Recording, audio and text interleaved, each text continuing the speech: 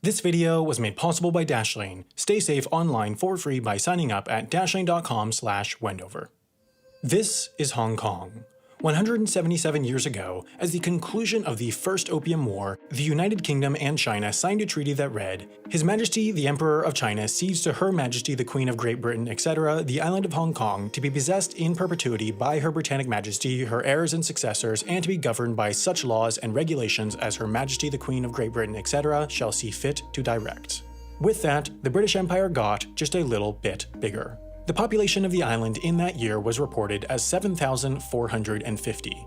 Nobody would have imagined what this island, dotted only by a few fishing villages, would become. Fast forward 18 years, another opium war, another treaty. It has now been agreed between the governments of Great Britain and China that the limits of British territory shall be enlarged under lease. Fast forward 38 years, the third and final agreement. It has now been agreed between the governments of Great Britain and China that the limits of British territory shall be enlarged under lease to the extent indicated generally on the annexed map. The term of this lease shall be 99 years. 99 years, as good as forever to the signers of this agreement.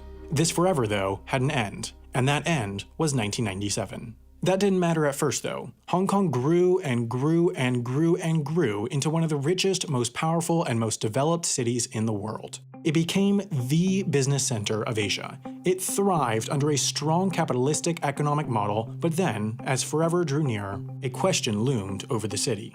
Was it really going back to China? That's the question British Prime Minister Margaret Thatcher had for Deng Xiaoping, China's paramount leader, when she visited Beijing in 1982. The answer was effectively yes. In China's eyes, Hong Kong would return in 1997. Now, it's important to note that it is only the lease of this portion, the new territories, that expired in 1997. Kowloon and Hong Kong Island were ceded in perpetuity, which meant that according to the terms of the agreements, Britain could have kept these areas. Hong Kong as a whole, though, is small enough already, and the city had very much grown into the new territories, so it was decided early on that these negotiations were effectively over what would happen to Hong Kong as a whole. It would be too impractical to divide up the quite integrated city into different parts. Eventually, after years of back and forth, a decision was reached in the last days of 1984. Hong Kong would go back to China in 1997, but the Hong Kong way of life, with a capitalistic system and democratic government, would remain untouched for 50 years after the handover until 2047. Hong Kong would become a semi-autonomous region of China. With that, a clock started ticking. There were 12 years, 6 months, and 12 days left until Hong Kong would change from British to Chinese. In those 12.5 years, an enormous amount of planning and preparation was conducted in order to carry out one of the only modern instances of the change in sovereignty of a city as large and influential as Hong Kong between two countries so different. In fact, this was the first time a capitalistic territory had been handed over to a communist state. Conducting such a monumental shift was no easy feat. As such a significant business hub, Hong Kong-based companies were some of the first to make their handover plans. There was, at the time, a lot of uncertainty about what would happen to the territory post-handover, so many companies restructured to be legally registered elsewhere. Jardine Matheson, for example, one of the most prominent Hong Kong companies, moved their legal headquarters to Bermuda and their stock listing to Singapore, even if their de facto headquarters remained in Hong Kong. HSBC, which stands for the Hong Kong and Shanghai Banking Corporation, legally transferred many of their assets to their London office as well. Companies typically didn't leave Hong Kong, but rather set themselves up to be able to in case the handover went badly.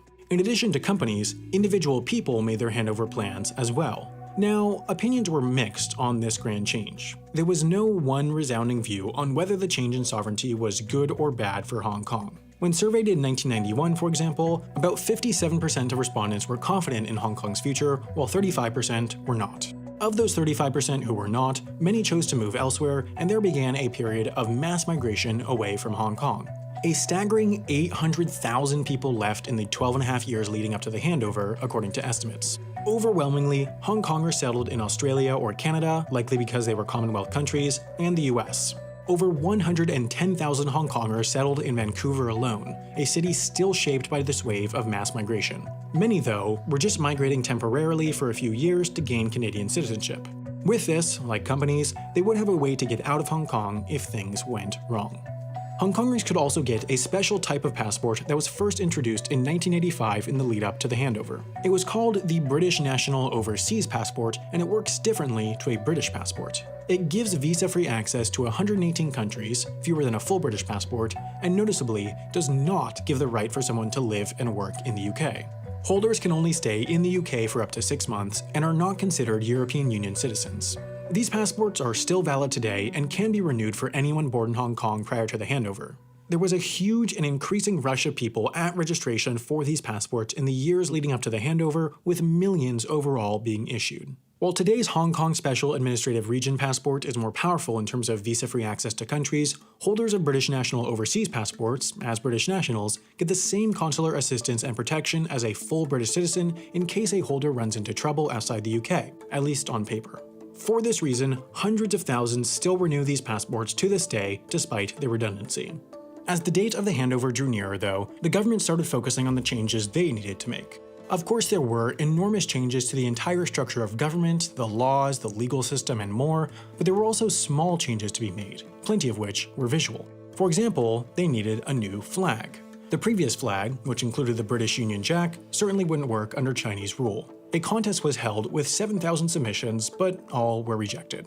In the end, one of the contest judges, architect Tao Ho, came up with this design, which was eventually approved to be the new flag in April 1990.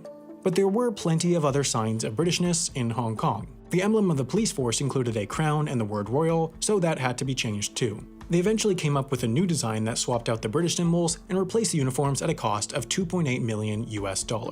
The word royal, in fact, was removed from basically every institution, from the Royal Hong Kong Jockey Club to the Royal Hong Kong Golf Club. They just became the Hong Kong Jockey Club and the Hong Kong Golf Club. There was just plenty of sign changing citywide. Hong Kong's postboxes were another symbol that needed altering. Most at the time were imported from Britain and therefore were the iconic red pillar box style featuring a crown. Most of these were progressively removed, with all being painted green to distinguish them from the UK's. As the days of British rule dwindled, focus shifted towards planning the actual event of the handover. Now, this event was of enormous significance to Hong Kong, China, Britain, and the world. The BBC described it as the biggest planned event they had ever covered. What was known was that the event would be centered around midnight on the night of July 30th, 1997, the exact moment of the reversion to Chinese rule. As you can imagine, the two governments, Britain and China, each crucially desiring the best possible optics for their side, negotiated relentlessly on the details of the event.